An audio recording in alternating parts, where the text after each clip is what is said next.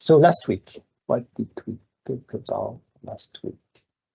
172. When was it shipped? Before? After the meeting from last week, right? Mike, you shipped it. After the meeting, yeah, same day after.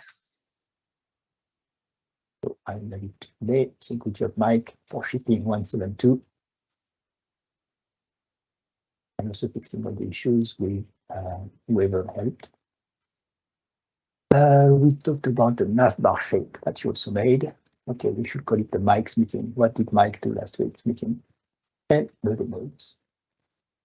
So what did Mike do this week? Just submitted a bunch of PRs. That's about it.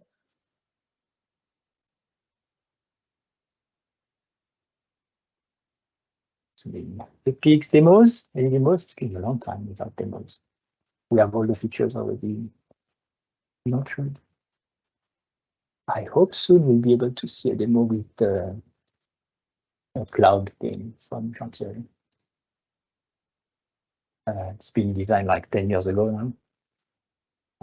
So what's a cloud thing? Multi-host tenant thing, like you can distribute the scaling. tenants. Scaling, yeah. Okay. Scaling out.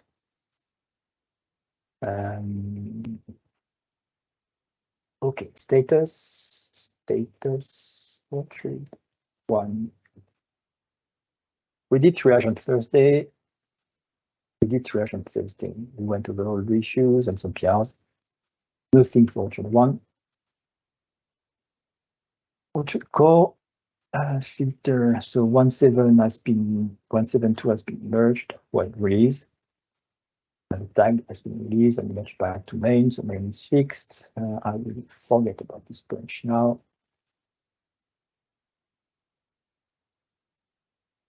And when was this? The 17th. So this one, new contributor,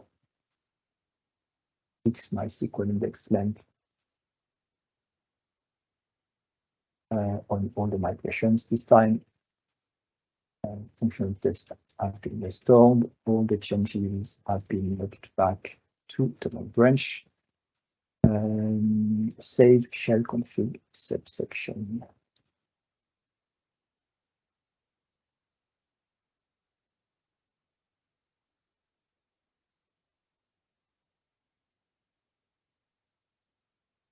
Save shell config subsection. It sounds so bad, but at the same time, it's probably just extending what we had already to update tenant settings.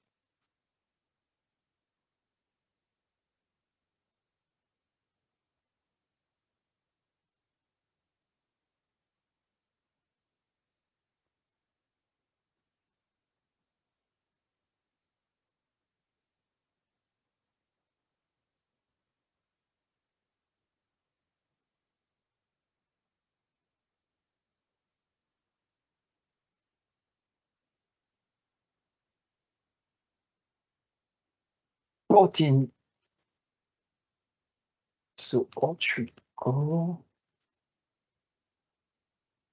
Pull request. We pick this one, can change the number here.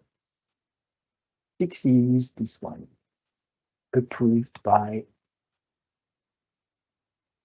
Zoltan.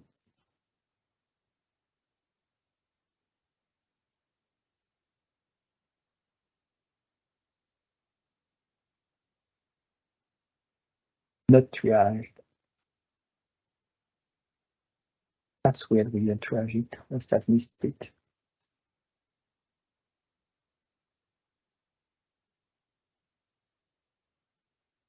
Okay, so there was already a feature that allowed to say something, but it's just a limitation.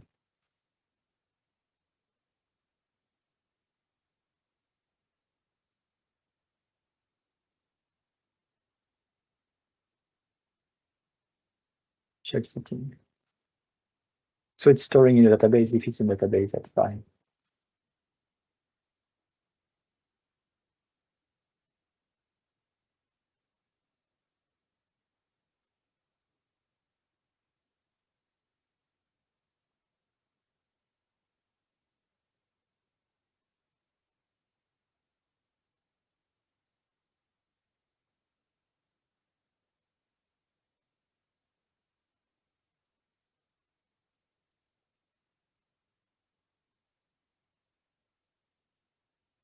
Okay. Identity.Web update. SMTP should send the email if the SSL certificate is invalid. There is a new property called ignore invalid SSL certificate that you can set to true in the settings, such that if the server certificate is not valid, then you might not care and just send the email either way, the SMTP server certificate. Okay. For instance, you have a test SMTP server with a dev certificate, then this way it will work. Thumbnails for media app. So all the thumbnails, like there are new icons and thumbnails for well-known file types, and it's using control some file types icon.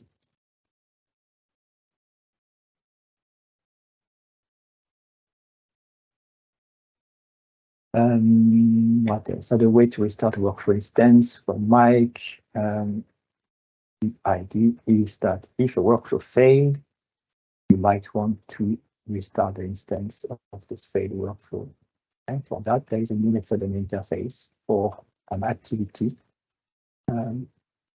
So each type of activity can implement custom logic when a workflow needs to be restarted, because it needs to load some extra state. Sometimes, example, content activity, which needs to store now the content item version ID of that trigger the workflow, such that when you re-trigger the workflow, the same instance, you can load the same version of the content item that you were dealing with, and not just the content item that you are dealing with, because you want it to reproduce on when it was started, not on the new content. That would be bad.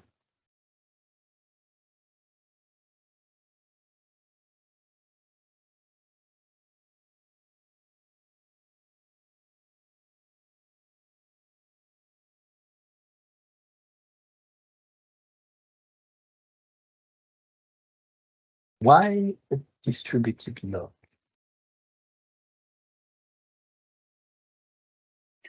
Because some some workflows are atomic and we have to only fire them once.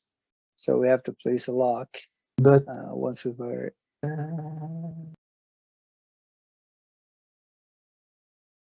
it's the same thing we do on the other workflows, some of them, because some of them are atomic.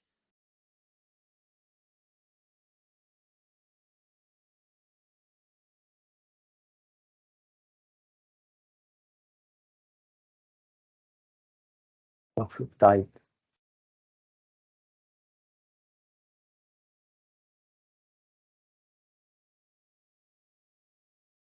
I'm not sure I agree, because like the start itself doesn't do that.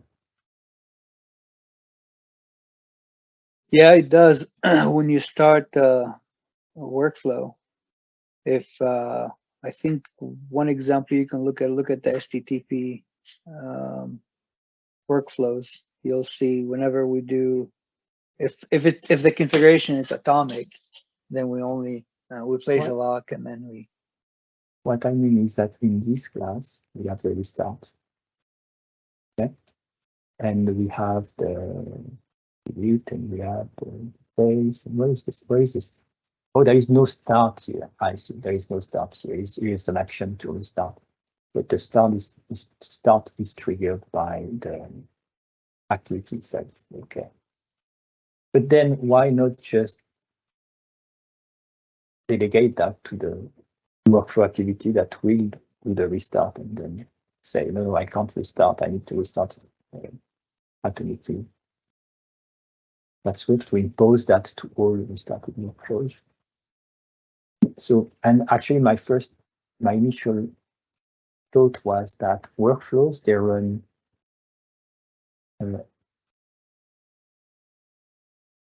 on the machine that triggered them.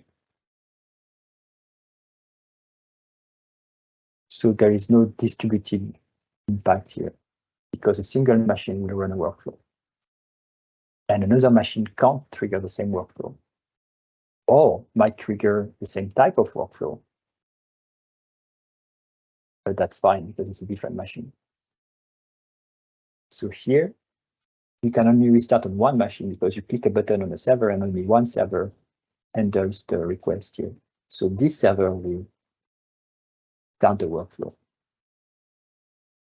I don't think you need a distributed lock here. You might need a lock, maybe.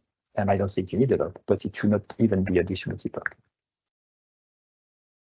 I think it's not necessary. Then how would you handle that is singleton workflow type? Look at line 282. 282.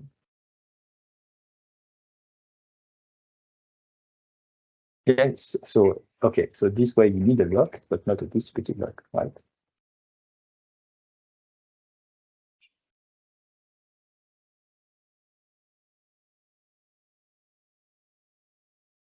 Do we have example of workflows which are singleton?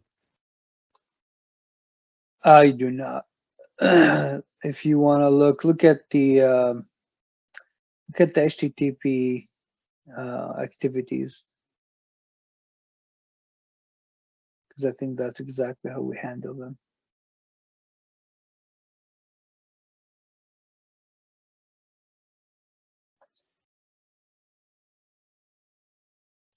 I mean, that locking code, I copied it from our code, so it's somewhere. Yeah.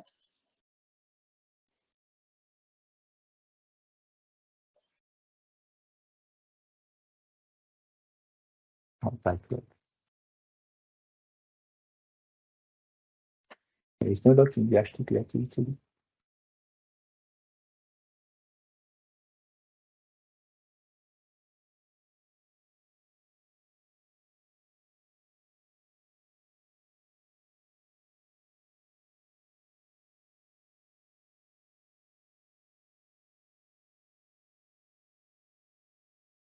Oh, this one. But that's different. Yeah, so That's if we look at the HTTP workflow controller, that's the one we're actually using the same exact thing.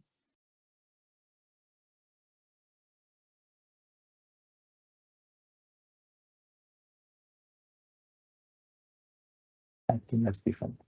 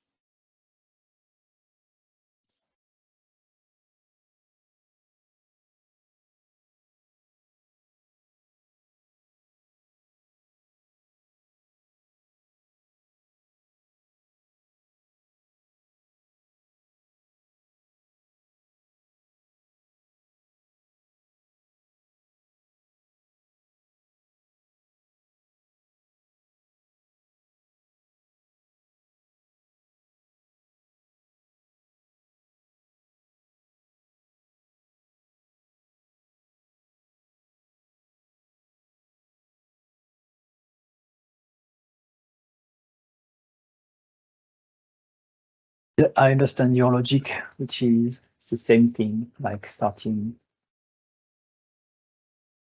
a new workflow from an action. So you are not wrong by doing what you did, but I'm still discussing the reason of that. I don't see a reason now. I hope someone, I can't really remember why, but these things have been created by SQL, I believe.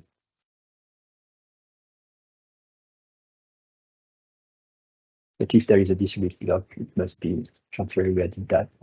Maybe, who knows? Or maybe it was just, oh, I'm not sure, so let's add a distributed log. Like, at least better safe than sorry. So that might be the reason. But yeah, that's good. So here is starting still starting a specific activity. So that's weird because why would you? And why would you lock on the type then? Because if you want to prevent two things from starting the same activity, like instance, but this one is not. Is it an instance or is it a type? So this is the type workflow ID. Workflow ID start activity. The token. So in there is a start activity. So you want to prevent two events from starting the same activity. So I don't see why you try to require a lock for it. Oh, I see.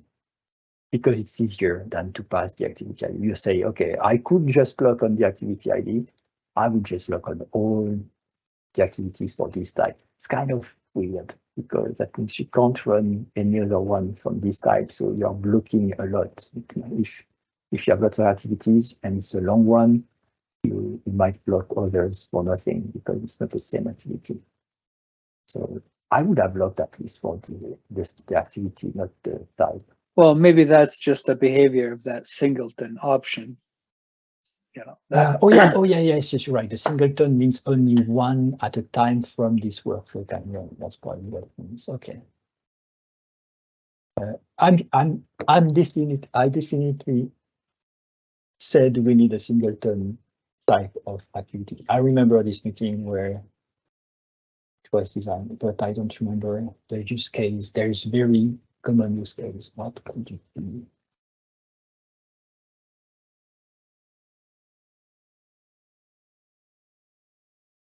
So sad. Nobody like documentations. Like some singleton.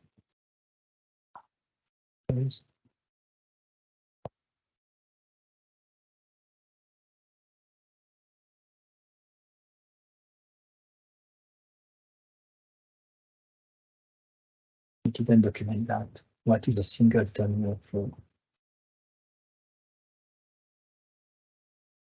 It's one that can run per type for sure, but we have an example. Where is this property? If you see where it's set, maybe we have an idea now because it's just a property now. This singleton.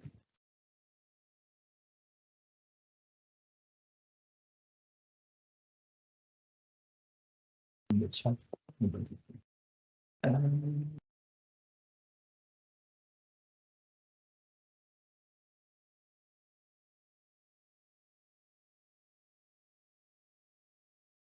Single instance, example, give me an example. Okay, well, I will go back and just check if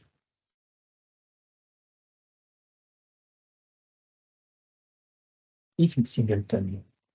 No, even if it's not singleton.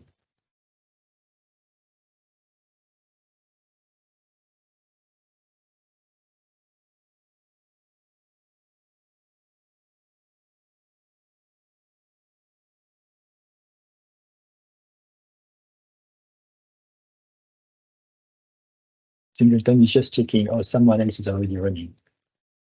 So you can't run. Or was halted, so you can't run. So this now, I think it could be at the activity level. It's just a safety net to say all the type itself, so no other can run. But I think it's too big of a lot. But okay, well, there is a lot as long as it works.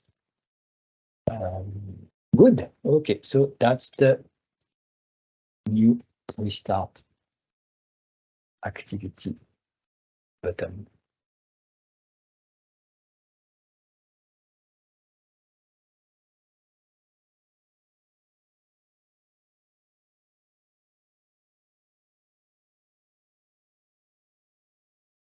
Clean down for the docs.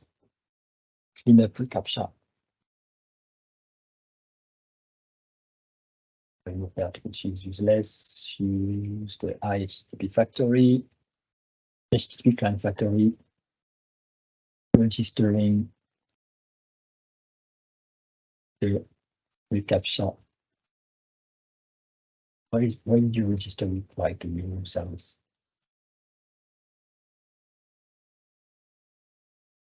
HTTP client. We just removed the need. Yeah, we just removed the need for having a class for the client.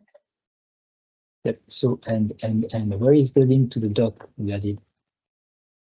So it's in the startup, but look at the PR right, or the pull the merge right above it, because we made a slight change. So instead of using typed, we inject the factory directly.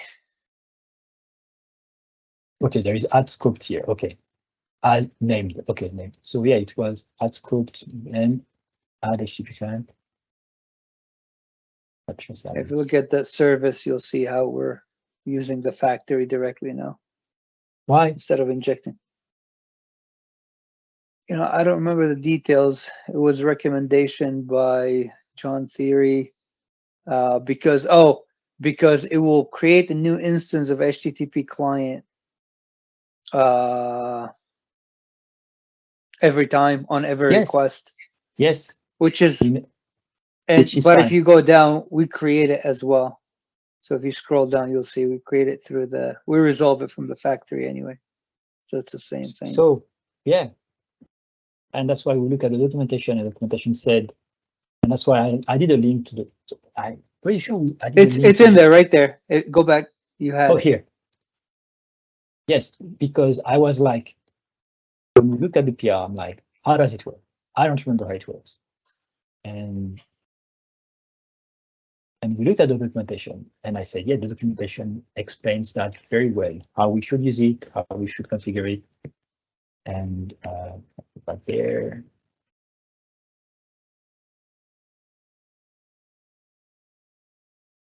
And it says do something like that. And then in your service, each time you get an HttpClient object from them, a new instance is returned. Okay, a new instance is returned. But each HTTP client uses a handler that's pulled and reused to reduce resource consumption. So historically, I thought we should reuse the HTTP client because it's supposed to be reused, because it's not performant to get an HTTP client. What's actually not performant is to get a new handler. So the HTTP client factory caches the handlers. So we can return as many new clients as we want. It's fine, it's super cheap. What is not cheap is that thing. And HTTP client is doing that for us. So when we resolve a new instance of HTTP client every time for a new service, that's totally fine. So that's why I was totally fine after reading the doc to just inject the HTTP client in the service. That made totally sense. And then when the service is disposed by the request, then the HTTP client is also disposed and return whatever, or just ignore garbage collected. Doesn't matter.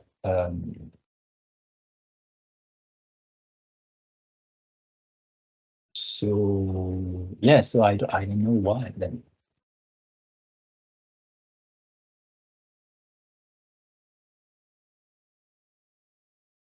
Name of then we take it by name, but I mean, honestly, to me, both are they provide the same exact thing. Yeah, it's just in different fashion. That's weird. So there's a reason, you know. Okay. Maybe John Theory will come back and provide more information on the notes here, but because he requested that. So.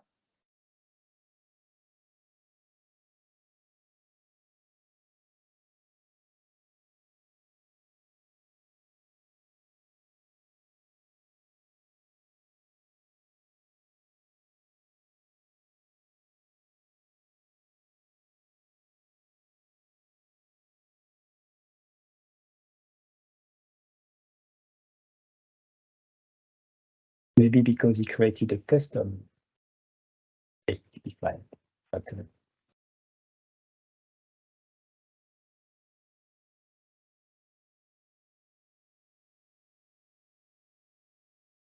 And didn't implement the factory pattern.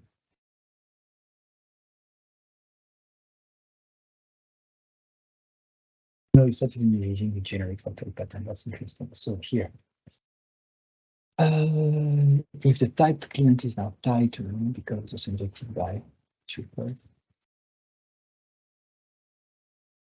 still on each request. Yes.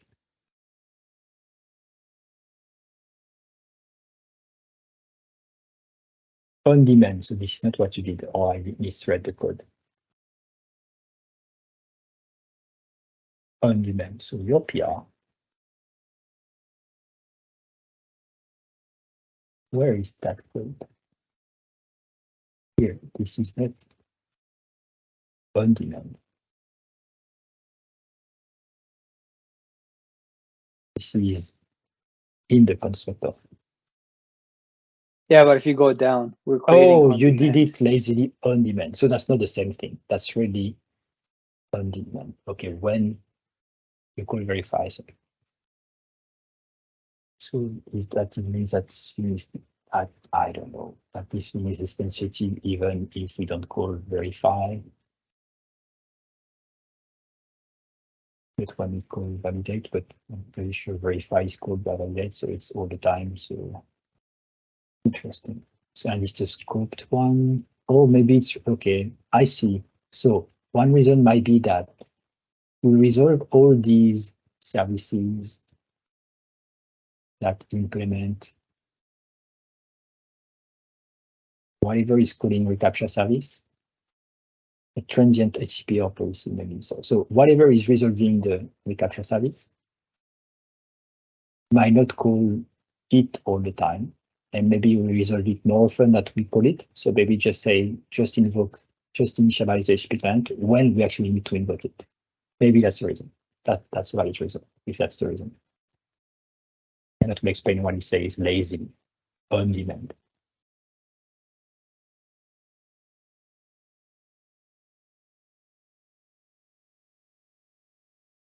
Because on it, baby, because it's okay, it's a filter. Okay, totally get it. It's a filter. So the filter runs on every request. So probably the ReCaptcha service will be resolved on every request because of this filter. And then we create an HTTP client instance for nothing because we don't use HTTP client on each request. We just want it when it verify is called. So yeah, it's eagerly loading the ReCaptcha instance. So we say, no, let's do that. Okay, but why is this thing doing it all the time then? Because the filter has to do it and can do it lazily. So this filter is a missing filter, so it's called on every request on result execution.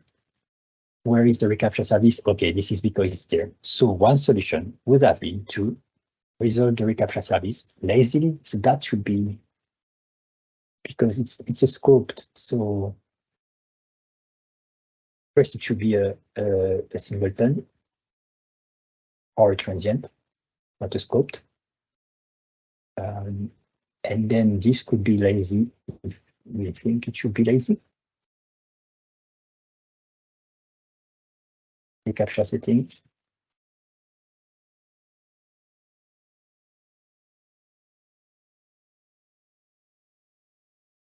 Settings value next. That should be done also later because settings is valid. No, that's okay, is valid like, yeah, no, that's fine because here we know that it's ReCaptcha. Yeah, we should resolve the ReCaptcha service only there when we know that there is something to do. Interesting.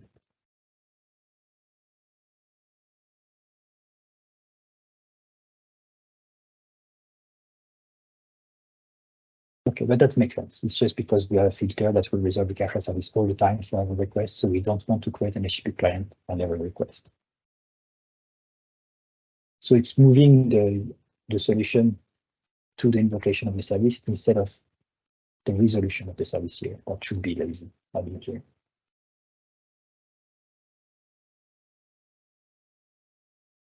This, the lifetime, however, can be discussed, like why is this a scoped service? It should be a singleton or a transient. It doesn't need to be a scoped here. If it was a singleton, that we could even cache the settings here once and for all. Yeah, that's also a good question for John Theory, because it was transient, I believe, and he requested it change the scope to avoid having to reconstruct that service more than once. Maybe because it is used in the filter, and so, well, yeah. But yeah, I mean, still, filter, yeah. it should be, yeah, I think, okay. I can find an issue, a discussion. I have an issue. I will find a discussion because it's not an issue.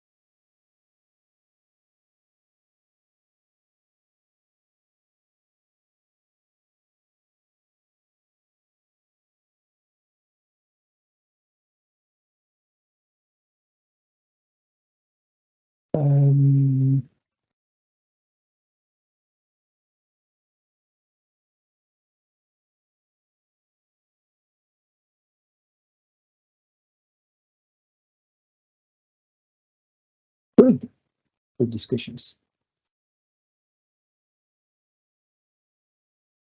Move content root via file location provider. It's been moved.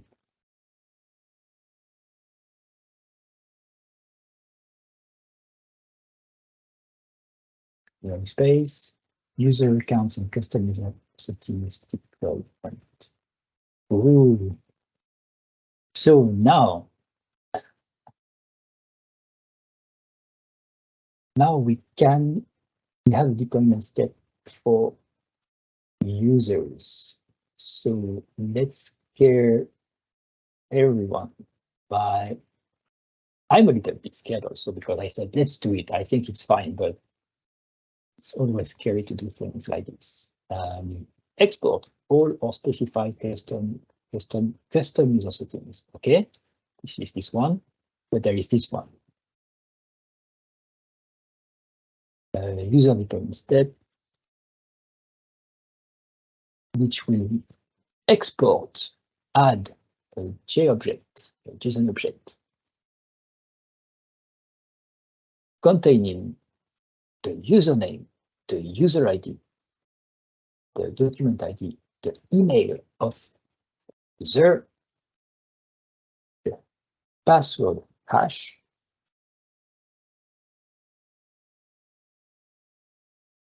the password, the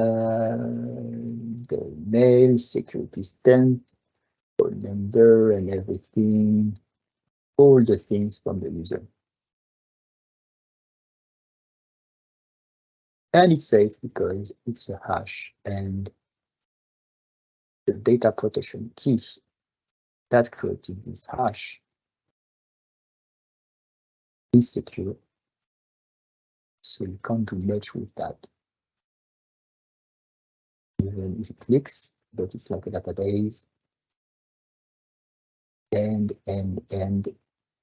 you should only deploy that on a secure connection.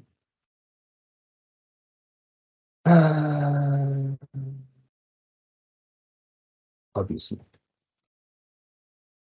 and custom user settings also. So that's great. Good job, Simon.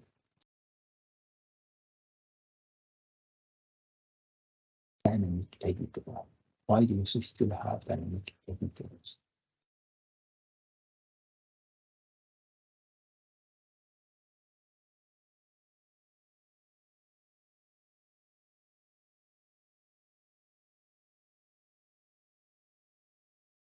This is zone, but that's weird.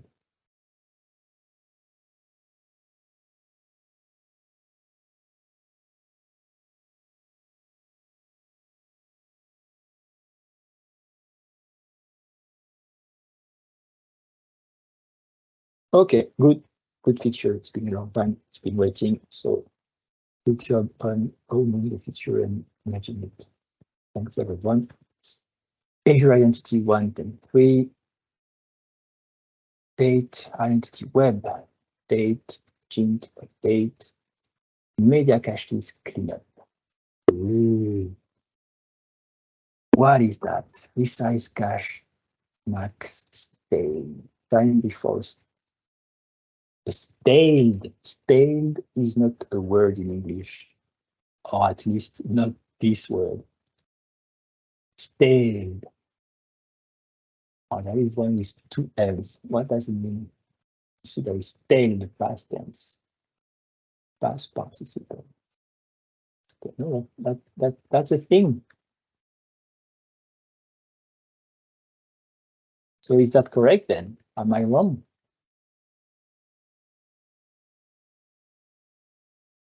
That doesn't seem right. I think like it's, yeah, what about this one? The adjective. Like this is the past tense, it's like opened. It's open. Yeah, I think it's stale. No, it's not that it has been staled. No, it's stale. Nobody answers like, Mike, you're American here. You should answer like, yeah. Dave is also English. Dave should know. Removed from the recycling cache. If not provided, there is no cleanup. Resized cache. Max stale. There is no max stale. It's stale or duration or something. Max stale doesn't make any sense. I won't blame you. Actually. I know where you're coming from. I had the same education as you. So, remote cache. From the remote media cache. Okay, so the resized media cache is all like the resized media that we create when you use custom URL arguments to say, I want this media, but in a square of 320, 320. We create a local version of the image and we serve it from there. And that's the cache here. And you can clean it up to remove. So the idea with cleaning up this thing is that sometimes you create custom sizes of the media, but then over time you change the size that you want, but the file will remain there, even if you don't use it anymore. So by doing that, it will clean up. And if you use it again, then yeah, it will recreate it. That's fine, but at least it won't grow indefinitely. And for the remote media cache, that's the same story. When we serve an image from a media storage that is, for instance, Azure, we copy the file locally and we serve it locally. Don't point to the remote one. And so the same thing here. If the file disappears, then it won't be served anymore. So it will expire. So that, yeah, expiration, duration, expiration. Probably something we want here.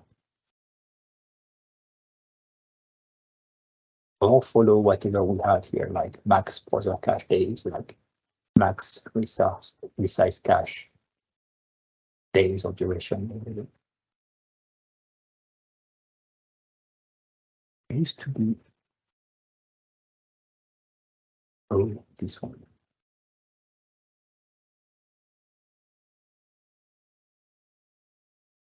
Yeah, we always start with max for the max field, so we should follow the same thing. Okay.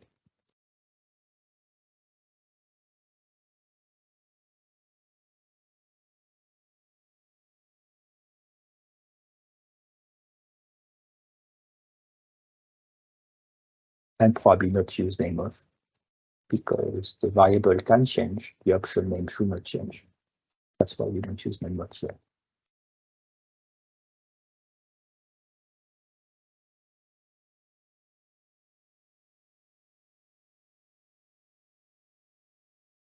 No default, meaning if it's not set, then it won't be cleaned up. What does that mean?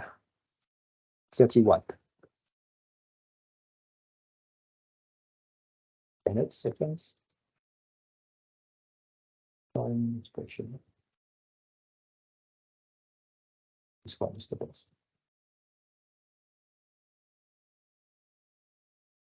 It means at 0:30.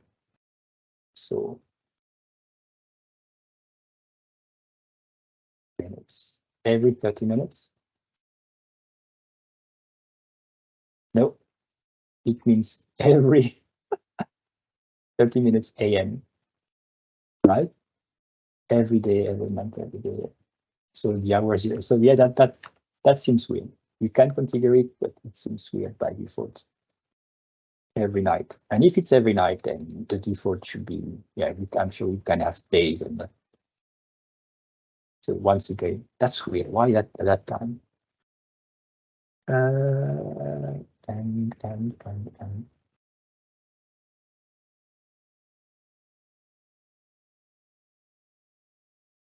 but otherwise it works well. And this one, okay, it's just, you see, just at the night, and this one 30 minutes after, so they don't collide, so they don't by default run at the same time. There is a typo here, a single quote here.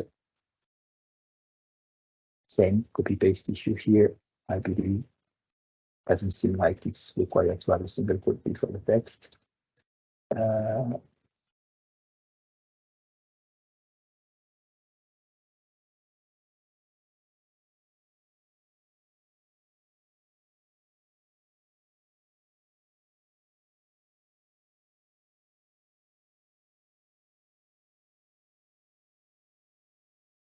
Okay, feedback is provided to me.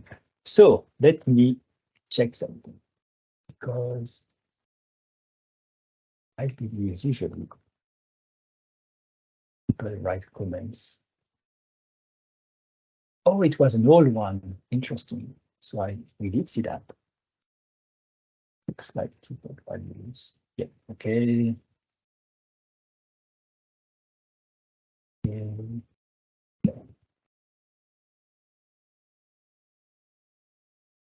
Decided to merge. Now use more comments. Okay.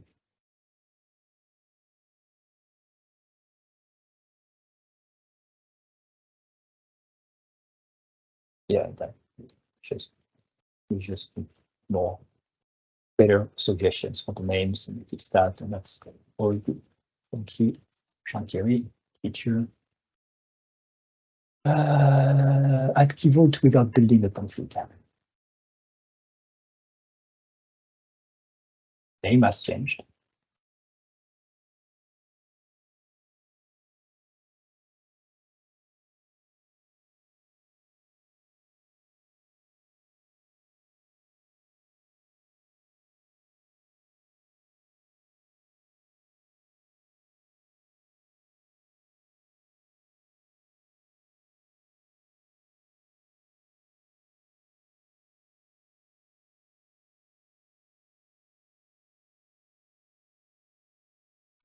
What it's about.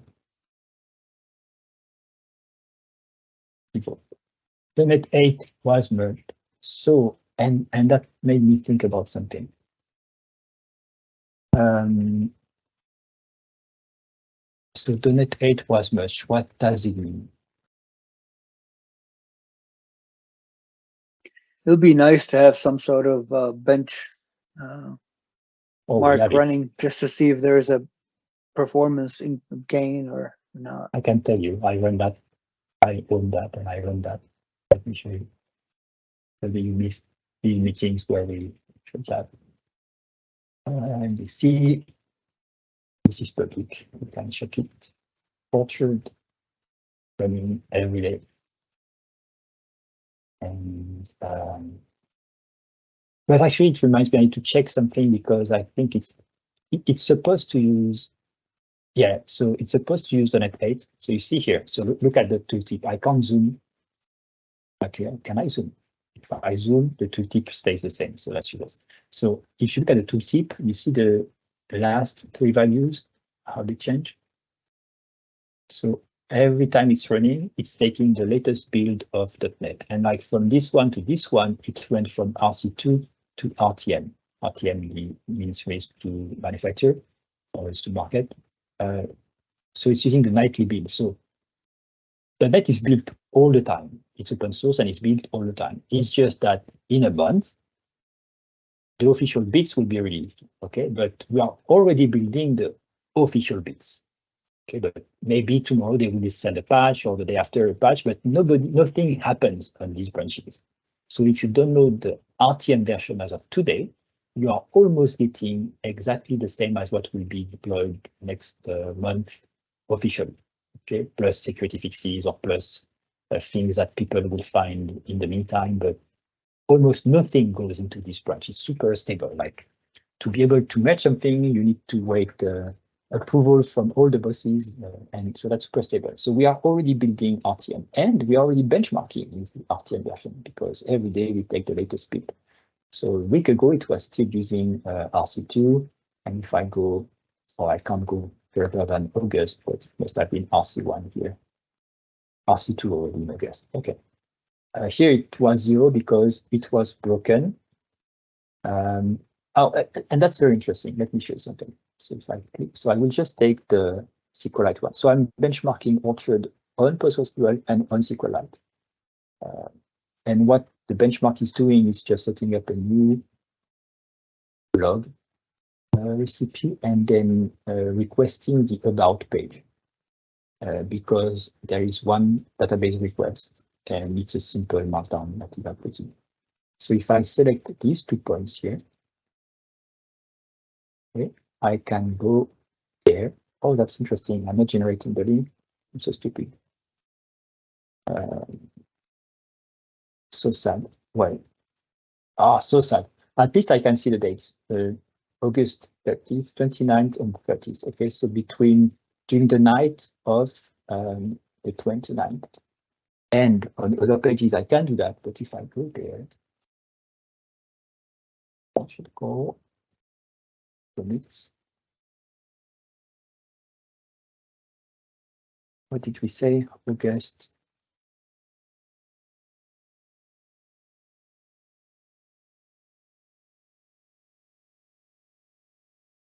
We said. Okay, so retention dependencies. Well, I just want to check if it was a fix in that thread.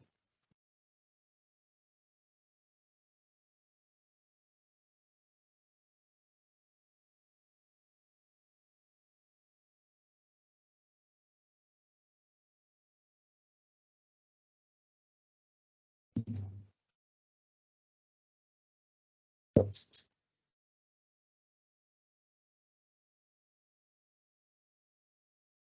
So nothing here. So probably here it's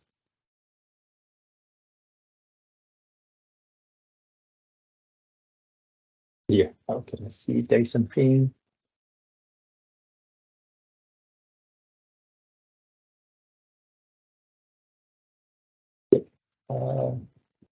Maybe let's start.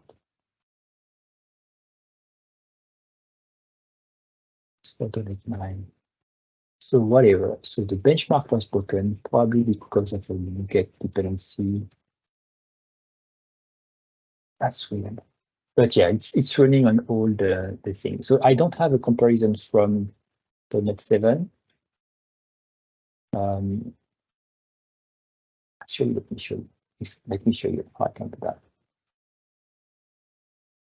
We see how beautiful this is.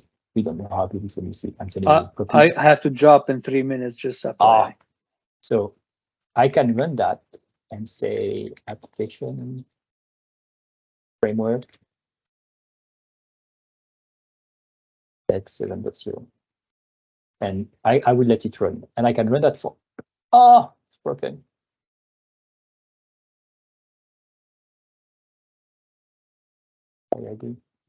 Okay, that's how it's supposed to work. Okay. Before the meeting, I just pushed a change in the file and I broke the file. So I need to fix that. Okay, whatever, I'll fix it. But that's how we do that. We run all the time these benchmarks, so we are able to know. I'm more interested in how this is set up and how can we get access to.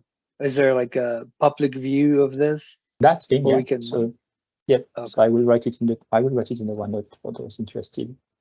So this is aka.ms/http.ms/ASP.NET/benchmarks.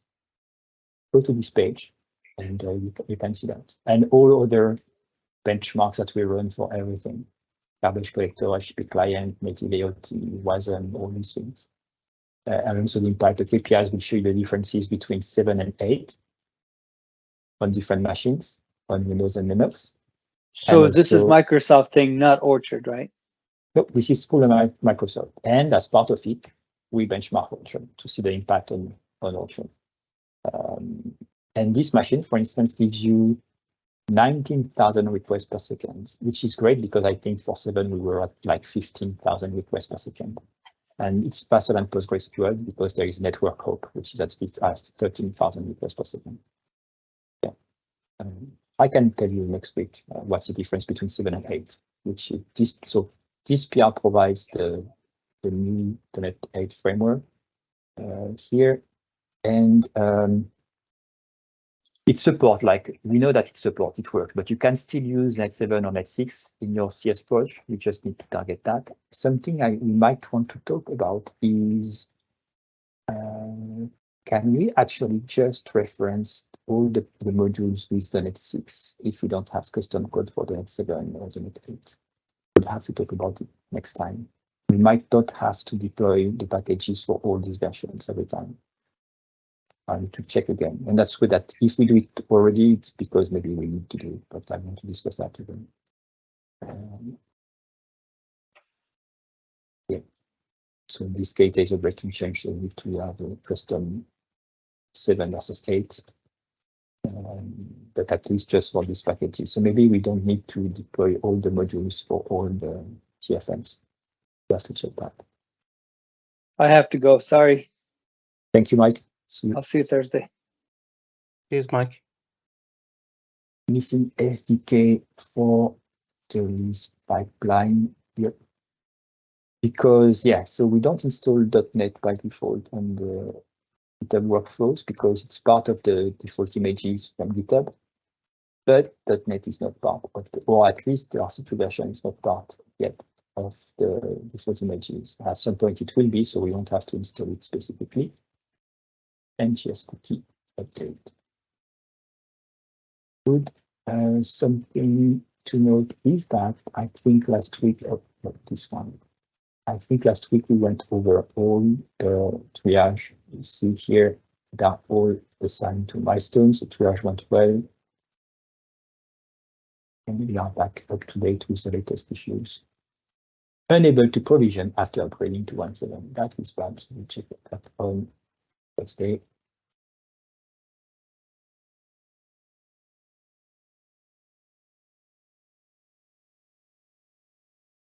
Good progress on triage. Questions?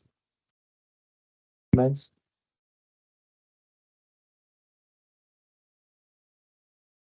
Awesome. Thanks, everyone. See you. Let me check. I stopped sharing. I need to check my agenda. Thursday meeting is on. See you on Thursday or next week. Bye, everyone. Thank you. Thank you. Bye-bye. Thank you. Bye-bye.